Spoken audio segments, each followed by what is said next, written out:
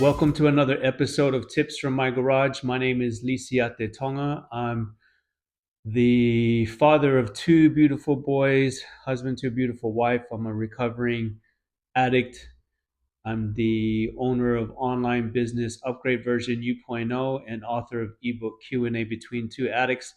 And today I want to talk to you all about pain and the inevitability of pain, and specifically the two in two different ways. In my perspective of pain, I believe that there are two types of pain. I believe there's the type of pain that you choose and the type of pain that you don't choose. So two types of pain: the pain you choose and the pain you don't choose.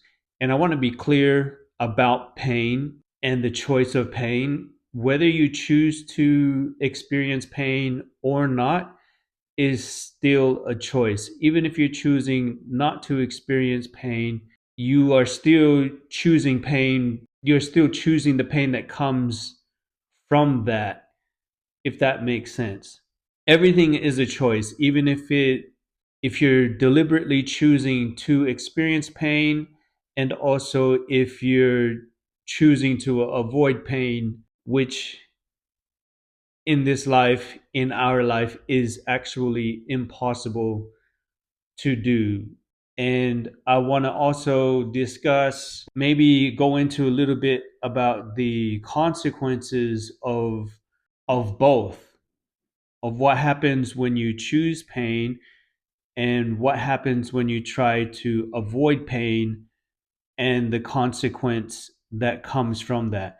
So I want to start out by talking about how us as human beings, the way that we're wired, the way that we were designed, we have a side of our brain that is built into us, that is, its whole purpose is to get us to avoid any kind of pain whatsoever.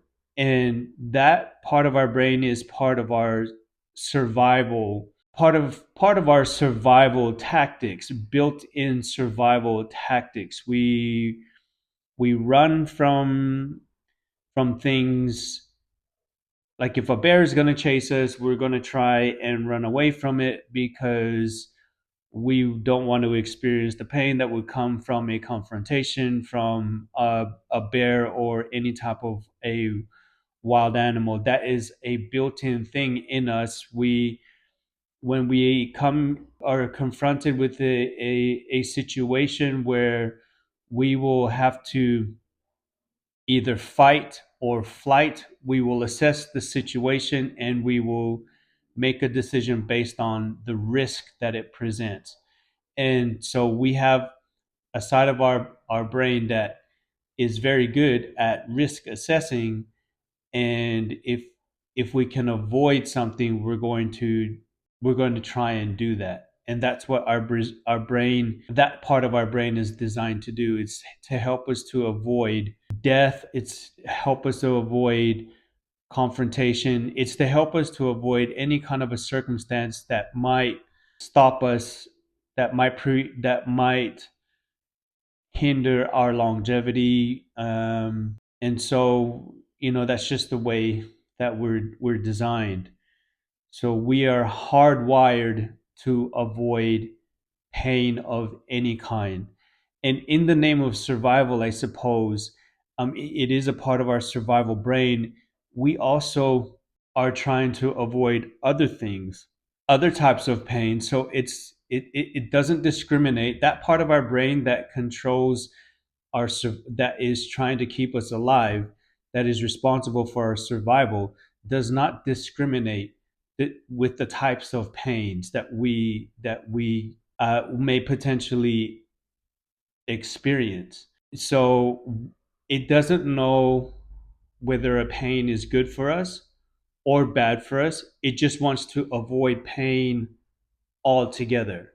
And which is really interesting, because there are actual pains that are good for us, that we need to experience in order for us to grow, in order for us to progress, in order for us to get better. But our survivor brain doesn't know that. It just says that's going to hurt. Let's try to avoid that. This situation could potentially be dangerous for us. Let's avoid that.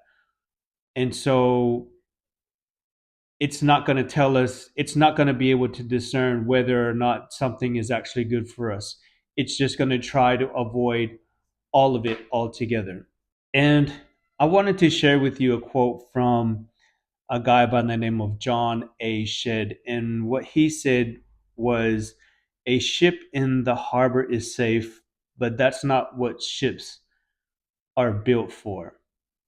And I think that's so true for us as human beings as well, is we weren't designed to avoid pain, we to avoid challenges, to avoid situations that might be scary, that might, prove to be fatal, or I think that it's so true that a ship, if somebody designed a ship and built the ship and worked hard to put this thing together and designed it with a purpose to travel, but then it just sits in a harbor, and doesn't go out to explore. Yeah, if it sits in a harbor, it's not going to experience any kind of,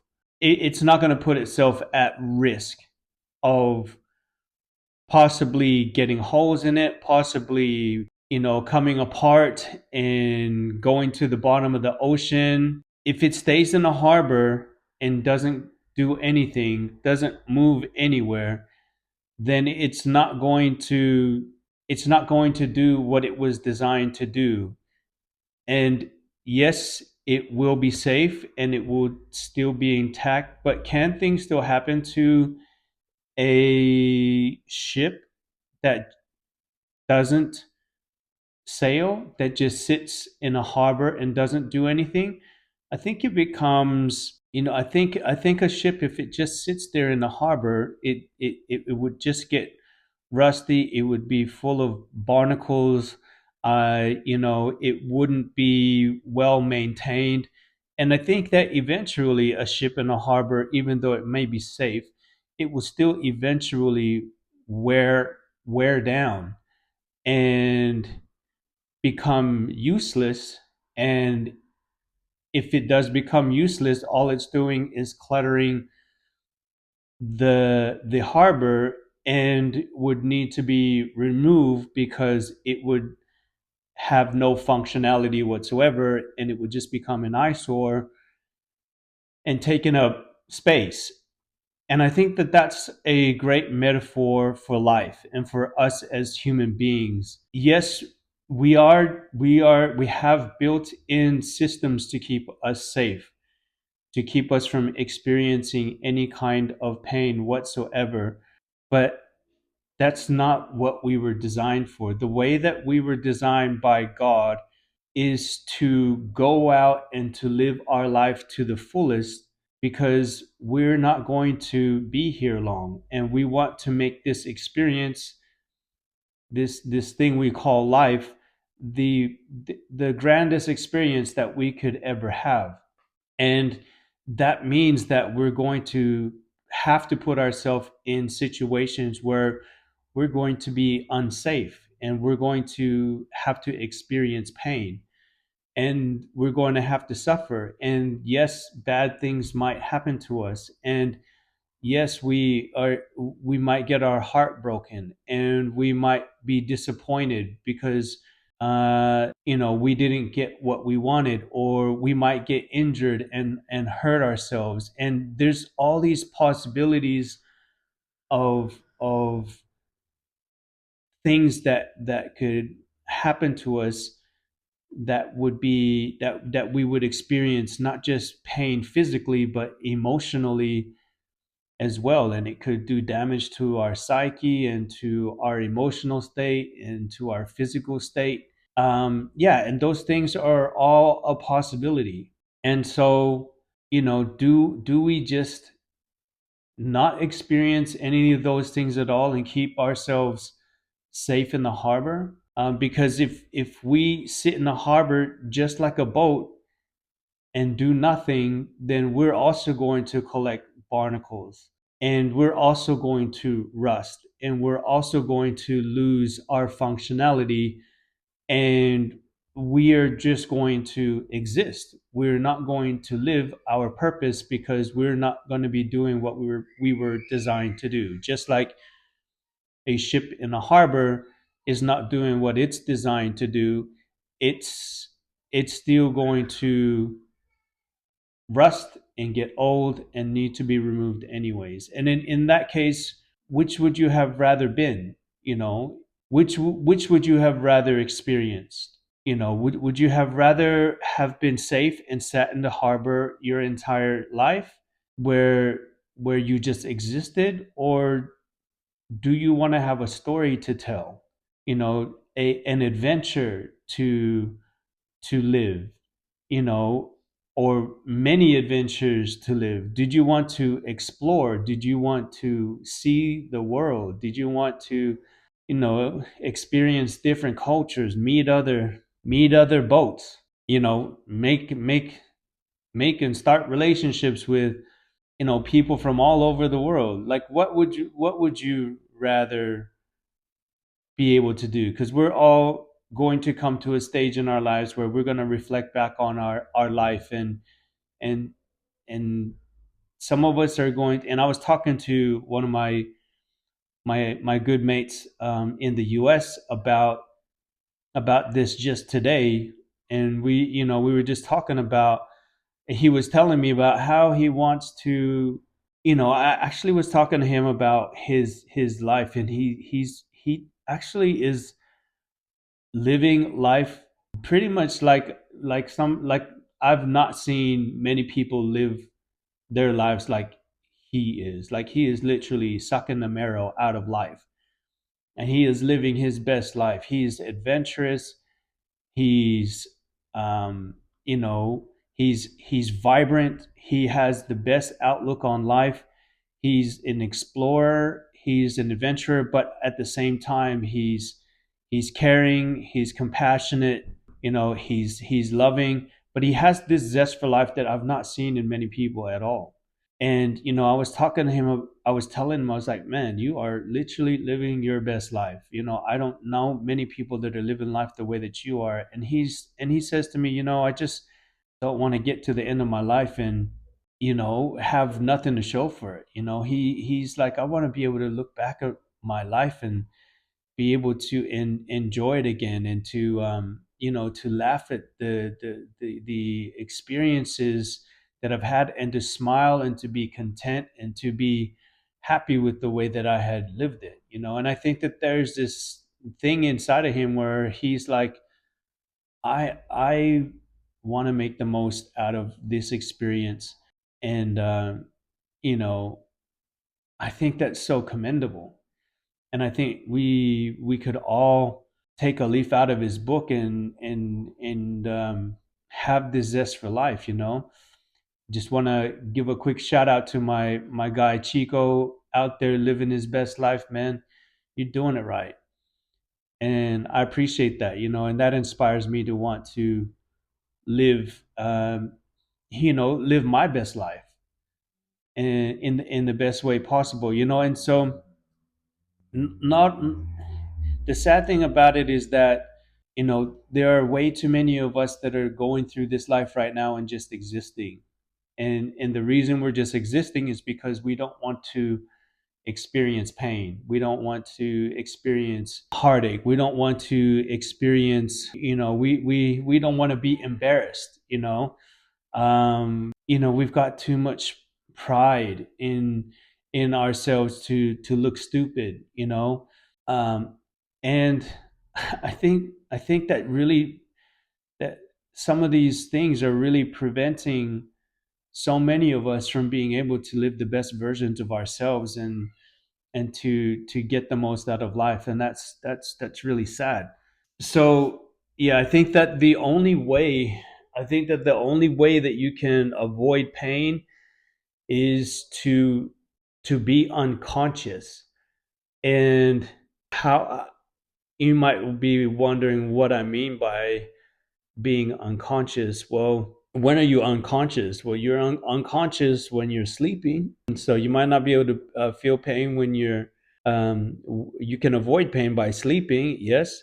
But I guess I'm speaking specifically about, being sedated, like doing things or using things or having vices that keep us unconscious, because if we just stay drunk, then we don't have to experience the pain of our reality. If we just stay high, then we don't have to experience the reality of our circumstances.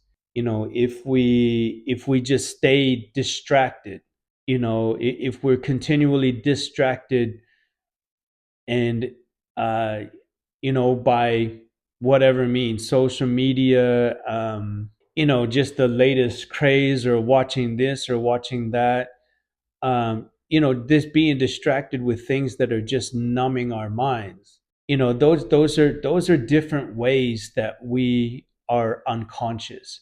And during those moments, really, we are only existing. We're not living. We're certainly not sucking the marrow out of life. you know we are actually getting the marrow. Life is sucking the marrow out of us if we're doing that.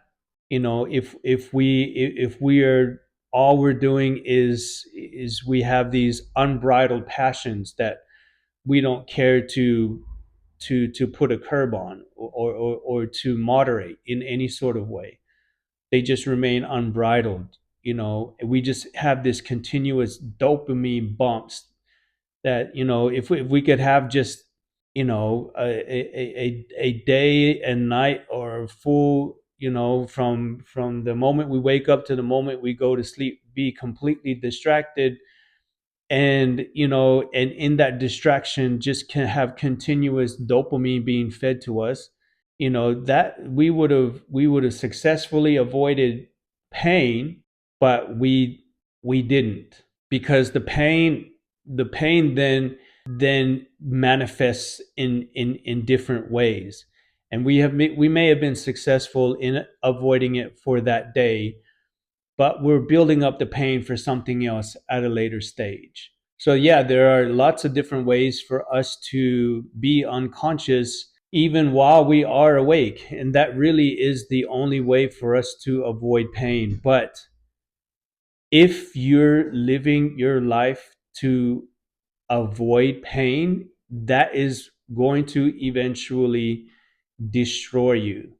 And I could give you a couple of examples of that. If you're using alcohol on a day by day basis to avoid pain, to avoid your reality, to avoid your responsibilities, to avoid seeing your life for what it is, and to be able to see the consequences of your actions. If all you're doing is drinking to avoid that, what happens when you drink, it starts to lose its effect. And so the only way for you to get the same effect is to drink more. And the more and more you drink is the only way for you to escape your reality.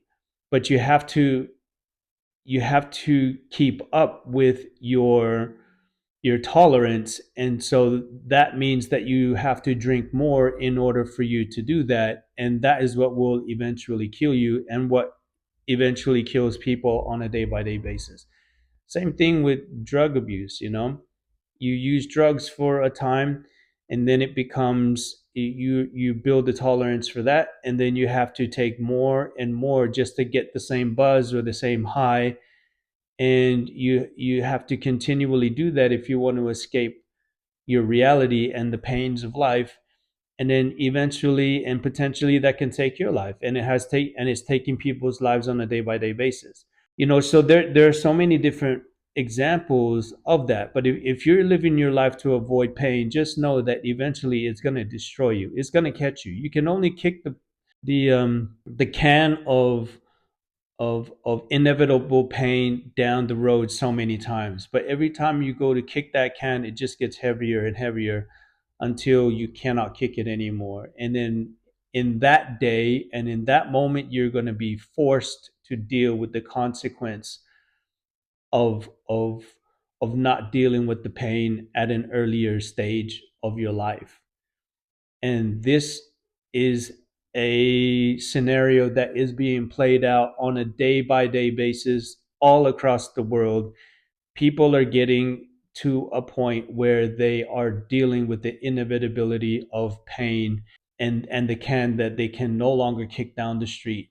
And when that day comes and that moment comes, and if it comes for you, because it will, um, you're going to be forced to deal with some circumstances that perhaps you might not be fit to to overcome. And that's just the reality of it. And I'm not trying to be scary. I'm just trying to be honest and truthful about the circumstances and situations that some of you are in at the moment, and that so many people like you would be in at the moment as well. And I'm obviously just talking to those of you in this particular moment right now that would be in that circumstance. I'm not saying that everyone that is watching this is having to deal with that, but to the person that is the reality of it. That's the reality of the inevitability of pain. So on the good side of pain, and there really is a good side of pain, and I know that there's just that to some of you that might not sound right. Like how can pain be good for you? Pain can be good for you if you choose it. You can choose the pain, for example, of discipline. If you choose the pain of discipline, then the consequence is different. The consequence, on the other hand, has multiple purposes depending on what the discipline is. But in all cases, whenever you learn a discipline in anything, it has multiple purposes. It serves you in more ways than one because it can be repurposed into other parts of your life.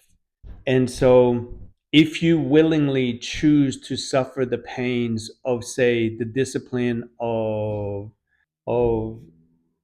physical fitness, keeping yourself healthy, eating eating correctly, then the result is going to be longevity. It's going to be a healthy lifestyle.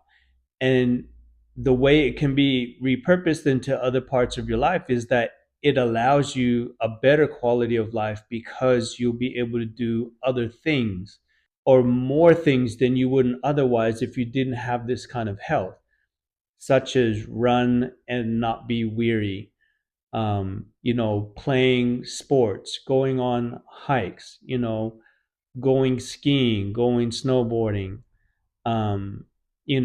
lifting weights. So there's it comes with a better quality of life. And if you're a dad like me, and I'm a dad at an older age, I still want to be fit enough to be able to play with my boys. I don't want to be that dad that is like, oh, hey kids, I'm old and I don't want to, I don't have the energy or the time to be able to play with you guys. I just don't want to be that dad. I'm not going to be that dad. I choose not to be that dad. And so the way that I choose not to be that dad is to do whatever is necessary for me to stay healthy and strong so that, if my boys want to go to the park and play, I can go and play with them. If they want to play sports when they get older, which um like I had a sporty childhood. I want to be able to, I want them to have a sporty childhood, and I want to be able to play with them.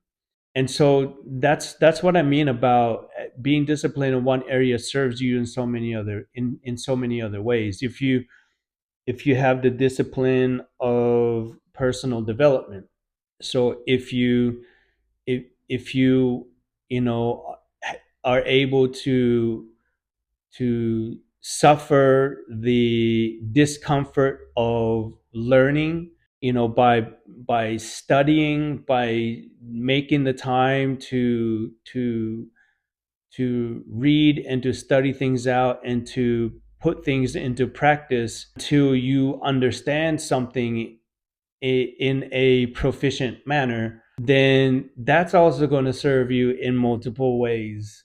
And who knows, depending on what you're growing yourself in, personal development has so many different faces. There's so many different things that you can do to develop yourself, and just the practice of just the discipline of being able to sit down and to do boring things for long periods of time, like Hormozy talks about all the time. If you can discipline yourself to to sit down and to do boring things for long periods of time, this is something that most people actually don't want to do. Then you're going to be able to do things that most people cannot do. But that also means that you're going to know things that most people don't know, and you're going to have learned things that are going to serve you and your family and those you love in multiple ways. You can learn whatever you want. It could be a new skill. It could be a new language. Like right now at the moment, I've got books, Tongan books and Maori books, and been reading them, trying to put in time on a daily basis to learn, to learn my native tongues, really, because I never got a chance to do that when I was growing up. But to me, there's never you're not too old to do anything. If I can learn my native tongues, my Tongan language, my Maori language, in the next 5 years, I mean, how cool would that be? What would that mean to me if I could discipline myself in that way? Well, it means that my children are going to be brought up these languages as well. They're going to learn about their cultures. They're going to be more connected to their cultures through language. And I think the most vital thing about a culture is their language. And I think if you can understand the language and speak the language, then you can understand, then you can better understand your people and your culture, and because you can communicate in that tongue, and you can talk about things in the way that is unique to your own culture. And these are things that I never really, like, I've always had a yearning for being able to understand, my native tongue. Like, I feel inadequate in a lot of spaces that I go to, because I don't understand the language as well as I should. And when I hear other people talking in my native tongues and I can't do it, it's a bit intimidating, and it makes me feel inadequate. But I don't want to shy away from those opportunities that I can have to connect with my culture. So I still put myself in them. But how much better is it going to be for me and for my children and for my family if I can speak the language, and then as a result, they will end up speaking the languages and be able to connect with their people on a whole new level. I just think that it opens up so much. It opens up your culture so much more when you understand the language. And I think that that's something that I need to make more of a priority. I've started doing that. My children see me doing that, and that's something I'm going to continue to do. But is it easy to do those things? No. Those are just pain. Those are just examples of pain that I'm choosing to go through, so that I can learn certain disciplines, so that it can serve my family in different ways. But there's so many different things that you can pain is inevitable, but I would rather I choose pain than pain choose me, because the difference is that if I choose pain, the difference is if I choose pain, then I gain. But if pain chooses me, then I lose. So if I choose pain, I win, and if pain chooses me, I lose. And that's the way that I look at pain. My relationship with pain is a complicated one, I should say, because it's not just something that you choose for, once or twice. Pain has to be a deliberate choice on a daily basis. There has to be some kind of pain that you choose on a day by day basis in order for you to maintain progression and growth. You have to choose pain every day. And that's not easy to do, especially when you don't feel like it, especially when you've chosen pain for so long. You feel, yeah, this is, I've done the work. I've put in the time. I deserve this break. There's so many excuses that I could come up with to avoid it. The only thing I know about pain is that whenever I choose pain, after I've experienced it, after the suffering, there's never been a moment where I have ever, ever, ever regretted it. I have never once regretted the choice of pain, you know, and so I will continue to choose pain because I enjoy the consequence of that. The consequence has always been positive. It's always lifted me up. It's always motivated me. It's always given me strength. It's there's the one person that, when I think about pain, I think about David Goggins. And I was just watching his race in the Moab 240, which is, if you don't know what that is an ultra marathon. And I I don't know if a lot of you would know about ultra marathons. I know, I used to think marathons were 26 miles. Actually, a marathon is 26 miles, but these ultra marathons, that's 240 miles. And when I think about pain, I think about David Goggins, because he talks so much about pain and about suffering. And I love what he said in this last race when he was talking about suffering. He says that, running a 240-mile race, you will learn a lifetime of lessons, and you will gain a lifetime of knowledge in just one experience, like running for 240 miles straight. And I believe that, and that's something that I've never experienced before. I mean, to be honest, I've never run a marathon before.